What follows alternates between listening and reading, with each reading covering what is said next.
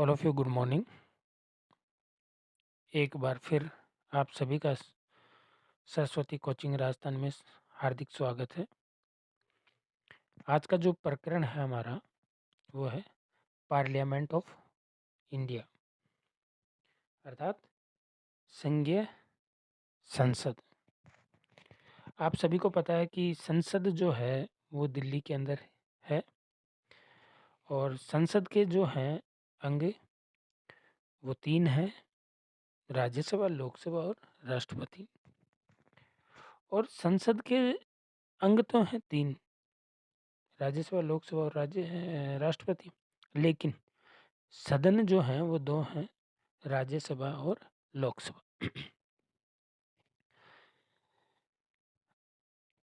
ये भारत की जो संसद है वो राष्ट्रपति, राज्यसभा और लोकसभा से मिलकर बनती है, जो हमारे संविधान में अनुच्छेद 79 में उल्लेख है कि संसद जो है तीनों को मिलकर एक सदन का निर्माण किया गया, जिसे हम पार्लियामेंट ऑफ इंडिया कहते हैं।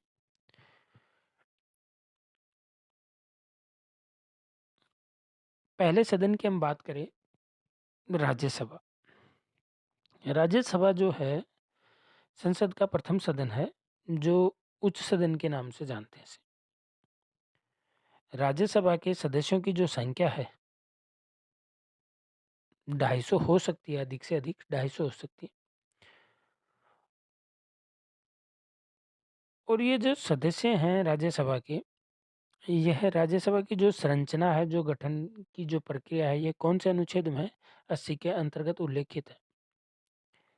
वर्तमान समय में राज्यसभा की सदस्यों की जो संख्या 245 है, जिनमें से 12 सदस्यों को राष्ट्रपति मनोनीत करता है। कितने सदस्यों? 12 सदस्यों को राष्ट्रपति के द्वारा मनोनीत किया जाता है। किस क्षेत्र में किया जाता है? कला के क्षेत्र में, साहित्य के क्षेत्र में, विज्ञान के क्षेत्र में, समाज सेवा के क्षेत्र में और विशेष ज्ञान का अनुभव होता है उस क्षेत्र में। 12 सदस्यों को राष्ट्रपति मनोनीत करता है। बाकी के जो शेष बचे हुए जो सदस्य हैं, 233 सदस्य हैं, वह संघ की इकाई का प्रतिनिधित्व करते हैं। ठीक है। अब राज्यसभा के जो सदस्यों की न्यूनतम जो उम्र सीमा होती है कि कौन सी उम्र के व्यक्ति राज्यसभा के सदस्य नियुक्त किए जा सकते हैं, तो उम्र सीमा जो होती है वो 30 वर्ष की होती है। 30 वर्ष जिस व्यक्ति ने आयु प्राप्त की है, वह संसद का सदस्य बनने की योग्यता रखता है। देखो, राज्यसभा एक स्थायी सदन है जो कभी भंग नहीं किया जा सकता। इसका कार्यकाल है जो 6 वर्ष का है। कितने वर्ष का? 6 वर्ष का।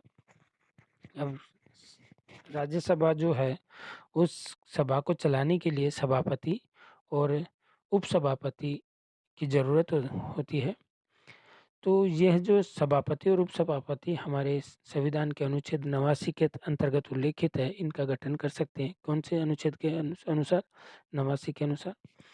भारत का उपराष्ट्रपति जो होगा वो राज्यसभा का पदेन सभापति होता है। ये बहुत बार क्वेश्चन पूछा गया है कि राज्यसभा का पदेन सभापति कौन होता है? उपराष्ट्रपति होता है। और एक ऐसा अधिकार हम कह सकते हैं कि राज्यसभा के पास ही है कि राज्यसभा को अखिल भारतीय सेवाओं का सर्जन करने का जो अधिकार है, नियुक्त जो करने सेवाएं जो नियुक्त करता है, सेवाएं जो भारतीय सेवाओं का सर्जन जो अधिकार है, वो कौन से अनुच्छेद के अंतर्गत है? 312 में उल्लेखित है। ये ये जो अधिकार है अखिल भारतीय सेवाओं का जो सर्जन करता है, ये सिर्फ राज्यसभा के पास ही, लोकसभा के पास नहीं।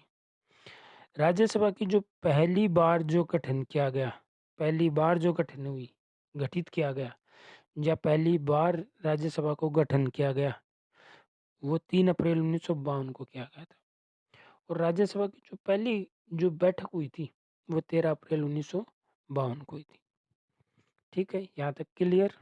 अब दूसरा सदन है संसद का, वह है लोकसभा। लोकसभा अर्थात लोगों की सभा। इसे लोकसभा की संरचना जो है, गठन जो है, वह अनुच्छेद 81 के अंतर्गत उल्लेखित है। लोकसभा संसद का प्रथम सदन कहते हैं इसे।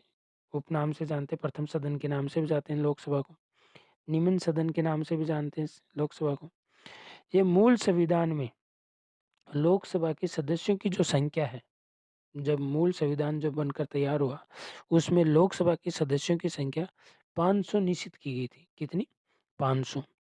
और लोकसभा के अधिकतम जो सदस्यों की संख्या जो है, कितनी हो सकती है? 552 तक हो सकती है। संविधान में जो मूल संविधान में 500 है, लेकिन वर्तमान में नियुक्ति अधिकतम कितनी नियुक्ति की जा सकती है? 552। ठीक है। जो वर्तमान में लोकसभा के सदस्यों की संख्या कितनी है? 545 है। कितनी है? 545। इनमें से 545 में से 530 सदस्य 28 राज्यों से, 13 सदस्य केंद्र शासित प्रदेशों से निर्वाचित होते हैं और 2 सदस्य अंगल भारतीय वर्ग प्रतिनिधि के रूप में राष्ट्रपति द्वारा मनोनीत किए जाते हैं। अर्थात 2 सदस्य लोकसभा के अंदर राष्ट्रपति मनोनीत करता है। कितने सदस्य? 2 सदस्यों को। किसके, कौन से अनुच्छेद के अंतर्गत? 331 के अंतर्गत उल्लेखित है कि 2 सदस्यों को राष्ट्रपति मनोनीत करेगा लोकसभा में भी, और राज्यसभा में 12 सदस्यों को मनोनीत करता है। ठीक है।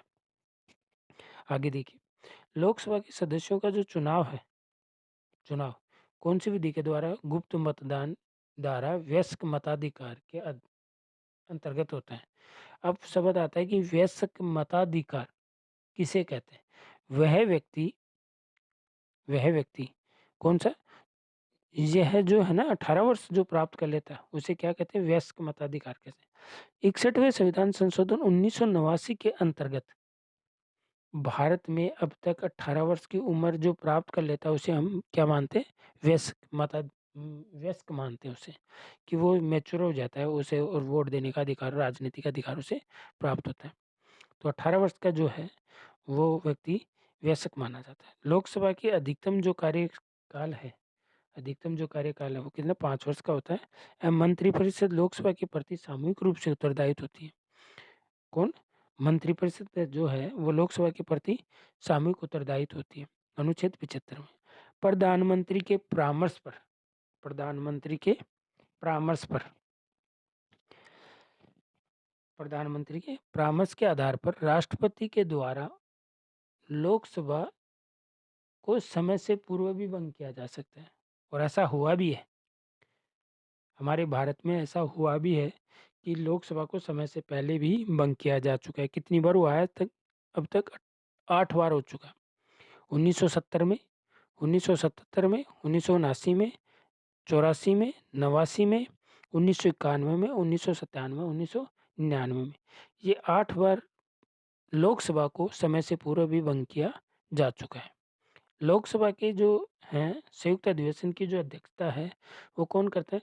लोकसभा के अध्यक्ष द्वारा संयुक्त अधिवेशन किया जाता है। संयुक्त अधिवेशन की अध्यक्षता की जाती है, जो हमारे 118 अनुच्छेद 118 में उल्लेखित है। देखो, भारत का जो राष्ट्रपति है कौन है? श्रीमती द्रौपदी मुर्मू।